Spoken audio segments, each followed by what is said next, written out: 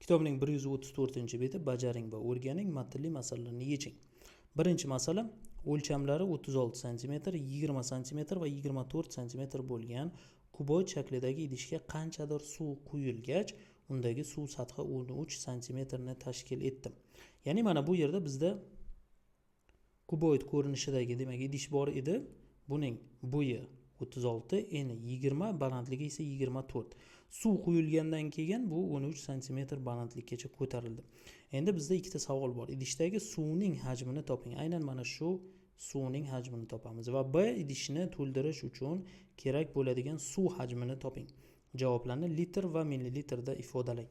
Xo'p, bizda birinchi o'rinda idishdagi suv hajmini topamiz. E'tibor beradigan bo'lsak, suv hajmining demak topish uchun bizda balandlik bor. Bu 13 cm. Buni belgilab olamiz. 13 cm. Uning bo'yi va enini topishimiz kerak. Bu asosida chizamiz. Demak, mana bu yerda bu aynan yuqoridagi mana bu 36 ga teng. Chunki ular teng tomonda joylashgan. Demak, bu 36. Uning eni esa demak bu tomon bo'ladi. Bu 20 cm ga teng. Chunki yuqoridagi 20 ga bu ham teng bo'ladi. Demak, 20 cm. Endi A savol. Suv hajmi teng bo'ladi. Bo'yi, ya'ni 36, ko'paytirilgan eni 20, ko'paytirilgan balandligi ya'ni 13. Mana shu ko'paytmani demak hisoblab olamiz. Keling, buni kalkulyatorda ham hisoblab demak aytib o'tsak bo'ladi. 36 ga 20 ni ko'paytiramiz. Bu 720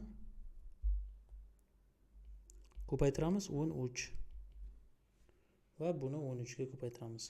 9360 chiqadi. Bu santimetr kubda. Endi bu javobni biz litr va millilitrda ifodalashimiz kerak. 9360 chiqdi. Buni hozircha sariq bilan belgilaymiz. Bu yakuniy javobimiz emas. Endi buni litr va millilitrga o'zgartirishimiz kerak. 9360 ni 9000 santimetr kub plus 360 santimetr kub deb yozamiz. Va shunda 9000 ni biz 1000 ga bo'lib litrga o'tkazsak bo'ladi. 9000 bo'lingan 1000 bu 9 bo'ladi. Demak 9 litr. 360 santimetr kub 360 millilitrni beradi. Davomidan 360 millilitr. Demak, bizning A savolimizga javobimiz chiqdi 9 litr 360 millilitr. Endi B savoliga o'tamiz. Idishni to'ldirish uchun kerak bo'ladigan suv hajmini toping. Demak, to'lmay qolgan hajmni qanchaligini topishimiz kerak. Uning uchun umumiy idish hajmini topamiz. Ya'ni kuboidning hajmi yoki idish hajmi deymiz.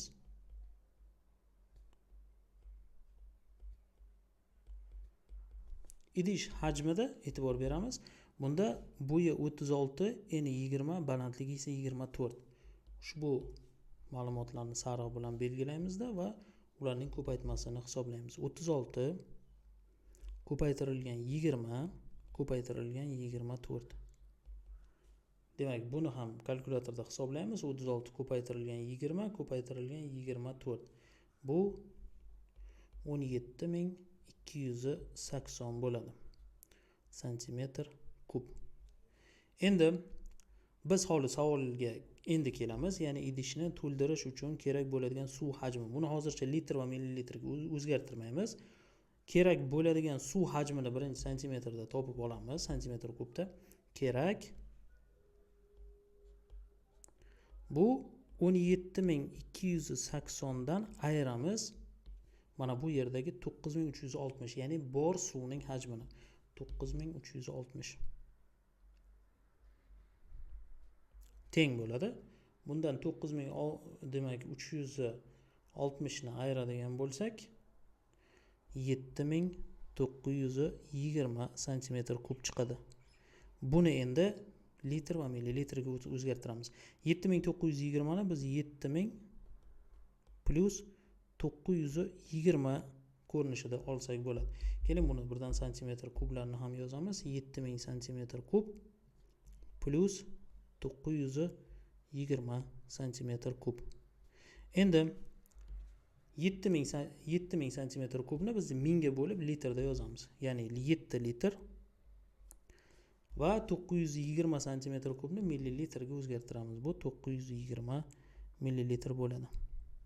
Mana endi bu javob hisoblanadi. Ya'ni idishni to'ldirish uchun yana 7 litr 920 millilitr kerak bo'ladi.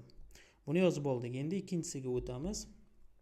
Ikkinchisida katta idishda dastlab 5 litr suv bor edi. Aziza opa idishdagi suvdan o'lchamlari 16 cm, 15 va 12 bo'lgan kuboid shaklidagi bo'sh idishga quydi. Ya'ni bor edi 5 litr. Mana bu kuboid idishga demak quydi. Idish bir tomchi suv to'kilmasdan liq to'ldi. Katta idishda qolgan suv miqdorini aniqlang. Demak biz birinchi o'rinda buni topish uchun biz kuboid shaklidagi idishning sig'imini topishimiz kerak. Demak idish hajmi bu. Uning bo'yi, eni va balandliklari bor 16, 15 va 12. Ularning ko'paytmasini ko'ramiz. 16 ko'paytirilgan 15 ko'paytirilgan 12 teng. Bularni ham hisoblab olamiz. 16 ga biz 15 ni ko'paytiramiz va 12 ga ham ko'paytiramiz. Natijamiz 2880 bo'ladi. Bu santimetr kub. Endi idishning hajmi kelib chiqdi. Biz endi suvning hajmini 5 litrni santimetr kubga o'zgartiramiz. Ya'ni suv yozamiz mana bu yerda suv. Bu 5 litr. Buni santimetr kubga o'zgartirsak 5000 santimetr kub bo'ladi. Va mana shu 5000 dan 2880 santimetr kubni ayirsak, demak idishda qolgan suv miqdori kelib chiqadi. Ya'ni qoldi teng 5000 ayrilgan 2880. Bu ayirmaning natijasi 2120 bo'ladi. Santimetr kubda, ya'ni biz aytishimiz mumkin, bu yerda bizda 2120 santimetr kub qoldi yoki buni litr va millilitrga o'zgartirsak ham bo'ladi. Ya'ni 2000 santimetr kub plus 120 santimetr kub ko'rinishida yozamiz va 2000 ni 1000 ga bo'lib litrga o'tkazamiz. Bu 2 litr bo'ladi va 120 santimetr kub 120 millilitrga teng bo'ladi. Demak bizda ikki xil javob bor. Masalaning shartida bu ko'rsatilmagan. Biz javobni santimetr kubda ham yozishimiz mumkin. Bu 2120 yoki litr va millilitrda, ya'ni 2 litr 120 millilitrda ham bo'lishi mumkin. Aynan mana shuncha suv qolgan hisoblanadi.